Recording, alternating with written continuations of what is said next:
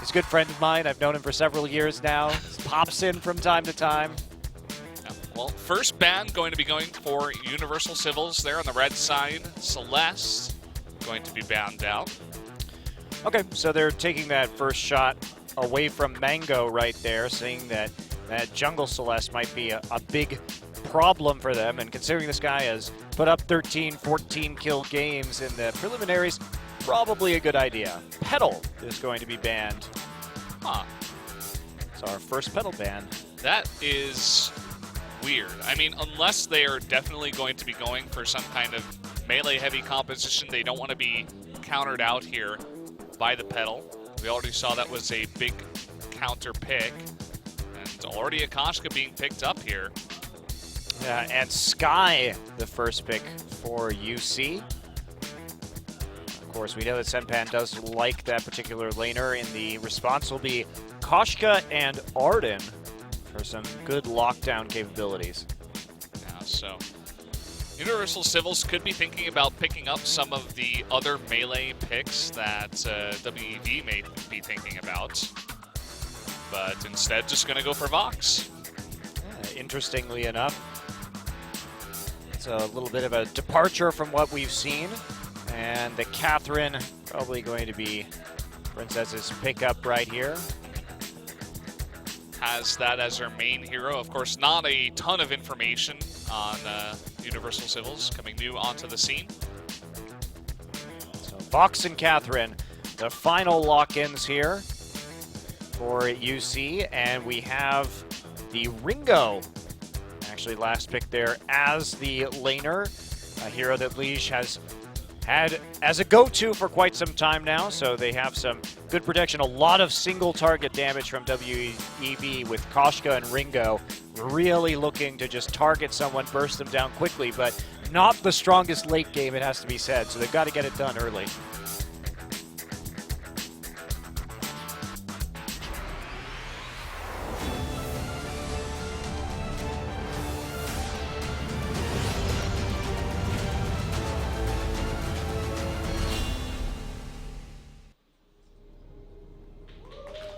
It's time for our last game of the night here on the VIPL. Group C, WEV takes on Universal Civils in a match between Korea and China.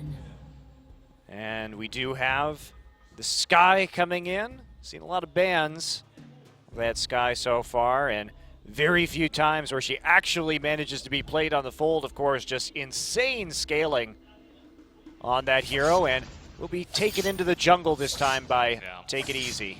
Very curious that they go for the Petal ban instead of the Sky, and then going for a Ringo pick right after. I'm not exactly sure. This is another thing I want to discuss with some of the pro players over here in Korea, but Sky right now I feel like is the strongest pick in the game right now. Yeah, and they let it pass, so they must have something very nice prepared for us. Yeah, I'm curious to see how that works as well. There's forward barrage going on right here. Universal Civils, Princess looking for the throne. Will she become queen or empress, perhaps, at the end of this? How well will she play? That is the question. They're setting up a gank here. Yeah, they're setting out a trap too, so that's going to be a large amount of damage come in. Puet actually is stunned out immediately. Princess now trying to get away. There we go, see the Surya assault here, and that's going to be an easy kill though. Trading 1-for-1 so far. Mango picks up number 2. Surya strike rather, excuse me, and so 2 kills onto the Koshka early. That is going to be very nice, bit of extra gold for Mango. Yeah, let's take a look at that replay. They set up the gank and they eat a lot of damage here, but Mango and Puhet keeping it together. Nice blocking by Arden, allowing Mango to sit in the back and do that damage. Koshka, one of the strongest level 2 heroes in the game. So kind of an interesting decision to go for that fight there. Yeah, well, they thought, because I think they had the scout trap, that they could actually bait that and win it, and they nearly did. Ended up being quite close, but that Arden-Koshka combo is pretty brutal, and Sedbad not able to finish that one off. Used his Sonic Zoom, and you see Mango just trying to get in there, force him off the wave a little bit, and make sure that his laner is nice and protected. Yeah, we saw a nice little fan sign from Queen showing her support for Princess. before with a very nice flowery design. That I'm not sure if she actually designed that or if it was an app. Okay, well, WEV making moves here through the enemy jungle. Do have a slight gold lead, but nothing too impactful yet. They really need to start working on that lead more and more and more, just considering their mostly early game power here. But Universal Civils, they've gone really heavy into crystal power, so the shield will be a pretty easy build for the members of WEV. Yeah. Interesting that we had a little graphic as I was talking about, you were trying to show me, but WEV considered one of the most mysterious teams. Possibly the most mysterious team, I believe it's. It's a very mysterious CG, I have to say. You know, I like how they're so mysterious that we don't even know if they're the most mysterious team. That's the best part. It's not just the most mysterious team, it's possibly the most mysterious team. Where's the rest of them? Who else would qualify for the most mysterious team? Universal Civils is also quite mysterious. So, I mean, that's also possibly the most mysterious team. All right, well, a little bit of back and forth here in the mid lane or the lane, and that's going to be a quick back off from both sides. No one really going for it. But what we do know is that this is definitely the most mysterious match by those criteria. Oh, yes. Both these teams very mysterious indeed. Interestingly enough, Universal Civils just freezing that lane there, it seems, eating a bunch of damage. They do not want their turret to eat any damage here, but in turn they will take a lot of damage to their heroes. So kind of an interesting trade-off. It's going to give WEV a lot of lane presence here. Yeah, I'm not sure why Princess actually used her A ability on Puhet right there. Ended up taking the worse end of that trade and not really stopping a lot of the pressure that Liege was putting on, but nothing too bad as a result. WEV now lining up some scout traps around the outside of the gold miner. And they've got some pretty nice control over that area right now, forcing recalls from two of the members of UC. Yeah. UC just giving up a lot of map control. Don't have too many scout traps, just a couple over on their side, but WEV definitely has a bit more map control. Sky slowly looking to join Catherine there in the middle. And you were talking about the early shield builds. I mean, take a look at Koshka already. Only 2 crystal bits, but reflex block, a kinetic shield, and a light shield to deal with all that crystal power. Yeah, wants to scrap early, that's for sure. But again, they just need to make it happen because there's the Fox and Sky combination is going to be doing such an insane amount of damage in the late game that the lead has to go their way. And, you know, Valdez, they really haven't been invading that much. They haven't been trying to take advantage of the jungle position, and instead they've been putting a lot of emphasis on getting into the lane, but they're not really going to be able to dive this early on. They were looking for something right there. Mango already level 7, but he's too close to the turret, and now the rest of Universal Civil is able just to go up there and protect their laner. Yeah.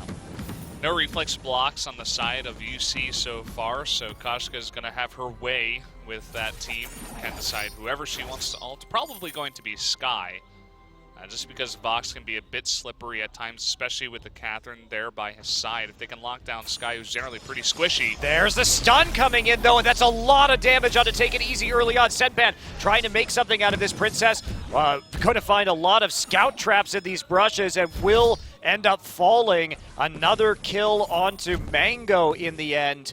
And taking a fight a bit early right there, but great ult from Mango to initiate that fight. And they're going to get a big, big chunk of change from that gold miner too. And that's the kind of lead they need early. Yeah. Not sure exactly what happened, but hold that thought. Senpan taking a ton of damage, just getting a bit too far down his own lane while being very low and no sonic zoom up to escape. But yeah, I guess they had vision of that brush, and UC didn't know about it because Koshka was able to get the perfect engage, as you mentioned. That's not really the fights that UC's going to look for. They want to get the silence off first from Princess so that Koshka can't really open up with that ultimate. Wow, really nice kiting by Liege there too. To turn that one around and deal a little bit more damage. And that trade in the lane, well, I mean, Liege and Senpan going at it again. And Senpan is going to get slowed up right there. Bud is not level 6, but here comes the Hellfire Brew. Not going to be enough damage, but we'll chunk him out just a little bit more. And the thing to notice, too, is that Leash has gone for an early Sorrow Blade this game, not opting for the Tension Bow. And this is a great build for a late-game Ringo. So that'll eliminate some of their weakness in the late game for sure, opting for higher damage in the end, but lower damage right now. Mango going to come in, deal some more damage to Princess, and then a forward barrage taking a chunk out of Liege. Yeah. I'm glad you mentioned that. What I see from WEV's comp is just a very solid, you know, kind of cover all bases composition. It's not really something where, you know, one hero is going to give this other hero a huge advantage, like that Adagio Rona Arden composition we saw from Gangstars, which was unbelievable. This is just pretty strong across the board. You know, you have early game pressure with the Koshka and the Arden. They're fantastic together as a duo in the jungle, and then you have Ringo for that late game damage. And overall, you know, Arden can protect the two of them. You got a pretty nice stun coming out of Koshka as well. And you're kind of covering all your bases. Yeah, you are.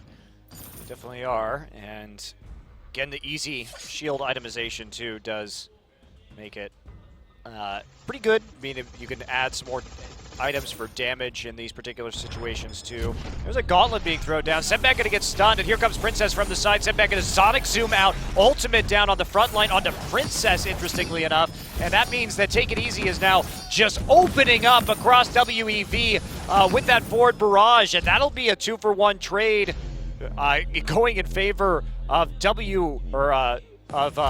Universal Civils, rather. Wow, it was a huge turnaround. I thought I saw the Koshka ult go on to Princess right there. May have been just a mechanical error.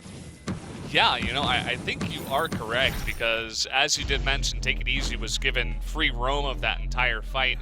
Kind of missing both of her early spells there. Now let's take a look here. You'll notice the ult misses all of them, kind of threading the needle. Yep, right on Princess. And the problem is that Princess and Senpan were standing on top of each other, so it looked like it was intended to go onto Vox, but didn't end up going there. And that meant that Take It Easy could just Surrey strike straight through the middle and then turn around with a forward barrage.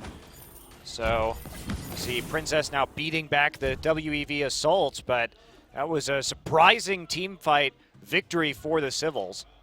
Yeah, and that's exactly what they need to do. You know, if Princess can eat a bunch of that damage and bait it out, mistake or not, they are going to have a huge advantage letting Skye kind of just roam the battlefield with no other CC to deal with her outside of a slow from Ringo.